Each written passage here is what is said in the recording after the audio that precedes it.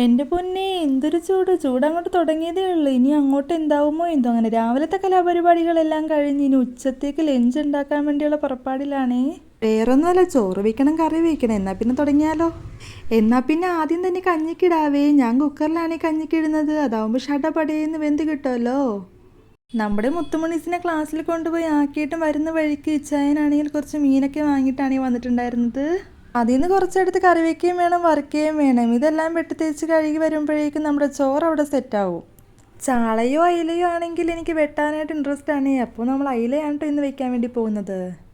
ഇതെല്ലാം ഒന്നും കറി വയ്ക്കുന്നില്ല, വെട്ടി വൃത്തിയാക്കി ഫ്രിഡ്ജിലോട്ട് വെച്ച് കഴിഞ്ഞാൽ പിറ്റേ ദിവസം എടുക്കാമല്ലോ. മീനെല്ലാം വെട്ടി ലാസ്റ്റ് ആ ഒരു വേസ്റ്റ് വരുന്നുണ്ടല്ലോ, അത് പിന്നെ ഡയാനൊക്കെ ഉള്ളതാണ്. അത് വേവിച്ച് മഞ്ഞപ്പൊടി ഇട്ട് വേവിച്ച് ഡയാനൊക്കെ കൊടുക്കും. മീനെല്ലാം വെട്ടിക്കഴിഞ്ഞപ്പോഴേക്കും ഭയങ്കര ദാഹം, എന്നാ ചൂടാണ്. ഡയാനൊക്കെ ഉള്ളത് മഞ്ഞപ്പൊടി ഇട്ട് വേവിക്കാൻ വെച്ചിട്ട് ഞാൻ വേഗം പോയി ഒരു ഗ്ലാസ് വെള്ളം എടുത്ത് കുടിക്കുവാണേ. അപ്പോൾ എന്തൊരാശ്വാസം.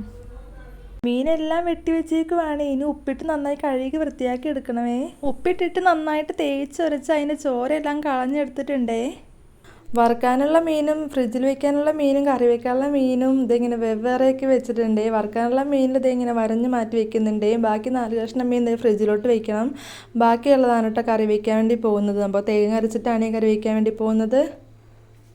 ഇനി വറുക്കാനുള്ള മീനിലോട്ട് 2 സ്പൂൺ മുളക് പൊടിയും 1/4 ടീസ്പൂൺ മഞ്ഞൾ പൊടിയും 1 സ്പൂൺ കുരുമുളക് പൊടിയും കുറച്ച് ഉപ്പിട്ട് നന്നായിട്ട് പുരട്ടി മാറ്റി വയ്ക്കുന്നുണ്ട്.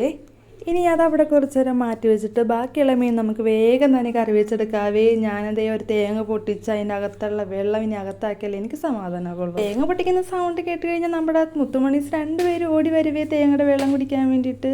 പക്ഷേ അവർ ക്ലാസ്സിൽ പോയത് കൊണ്ടിട്ട് ഇത്തവണ ഞാനാണ് കുടിച്ചിട്ടുണ്ടായിരുന്നത്. തേങ്ങ പൊട്ടിച്ചപ്പോഴാണെങ്കിൽ ഒരെണ്ണം വലുത് ഒരെണ്ണം ചെറുതായി പോയി. അപ്പോൾ അതിൽ നിന്ന് ഞാനൊരു വലിയ തേങ്ങയാണ് ഞാൻ ചിരകി എടുക്കുന്നത്.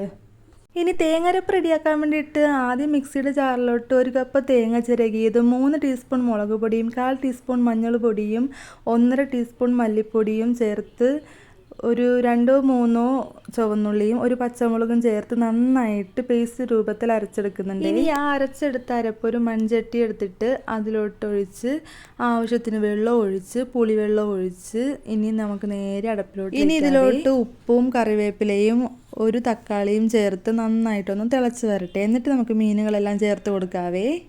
ഇനി അത് അവിടെ ഇരുന്ന് ആവട്ടെ. അപ്പോഴേക്കും നമുക്ക് വറുക്കാനുള്ള മീനിൻ്റെ കാര്യങ്ങൾ നോക്കാവേ. അപ്പോൾ ഞാൻ ചട്ടി അടപ്പത്ത് വെച്ച് വെളിച്ചെണ്ണ ഒഴിച്ച് കൊടുത്ത് മീനുകളെല്ലാം ഓരോന്നായിട്ട് ഇട്ട് കൊടുക്കുന്നുണ്ട്. ചാറൊക്കെ ഇവിടെ തിളച്ച് വന്നപ്പോഴേക്കും ഞാൻ മീൻ കഷ്ണങ്ങളെല്ലാം പിറക്കിയിടുന്നുണ്ട്.